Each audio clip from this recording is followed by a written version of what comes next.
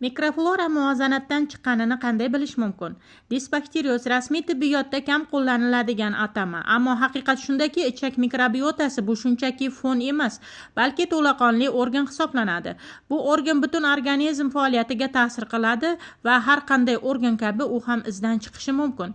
Quyida mikroflorangiz muvozanatdan chiqqanini anglatadigan asosiy belgilarni aytib o'taman. Sog'lom ovqatlanyapsiz, lekin o'zingizni yomon his qilyapsiz. Ovqat energiya bermayapti. Bioqo'shimchalar, vitaminlar ishlamayapti. Bu organizmga kerakli moddalarni o'zlashtirishga yordam beradigan mikroflora zaiflashgan yoki noto'g'ri tarzda o'zgarganidan dalolat.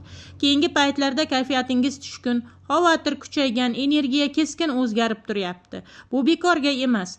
Organizmdagi serotoninning 90% ichakda hosil bo'ladi. Agar mikroflora o'zgarsa, miya ham javob qaytaradi.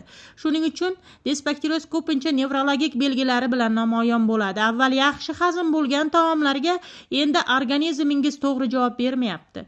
Meva, sabzavot, donli mahsulotlarga toqatsizlik paydo bo'ldi. Bu har doim allergiya emas, balki fermentlar muvozanati buzilganidan va mikrobiotaning o'zgarganidan bo'lishi mumkin.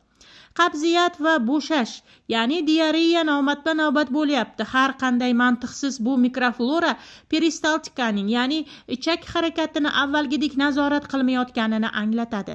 Teringizda muammolar, o'g'ri, egzema, qichishish bu hamisha yirik ichakdagi muammolarga ishora. Terimiz ichki yallig'lanishlarning ekranidir.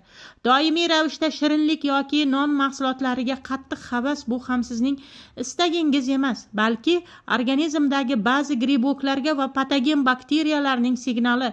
Ular uglevodlar bilan oziqlanadi va sizni ularni oziqlantirishga majbur qiladi. Agar bu belgilardan 2 yoki undan ko'pini o'zingizda payqagan bo'lsangiz, mikroflorani shunchaki ozuqa bilan emas, balki to'g'ri parhez tizimi orqali qayta sozlash kerak. Buni ko'zbo'yama probiotiklar bilan emas, balki hayot tarzi va boshqa ovqatlanish orqali amalga oshirish zarur. Qaysi belgilarni avval norma deb o'ylagandingiz, lekin endilikda boshqacha qarayapsiz? Shu haqda fikringizni yozib qoldiring.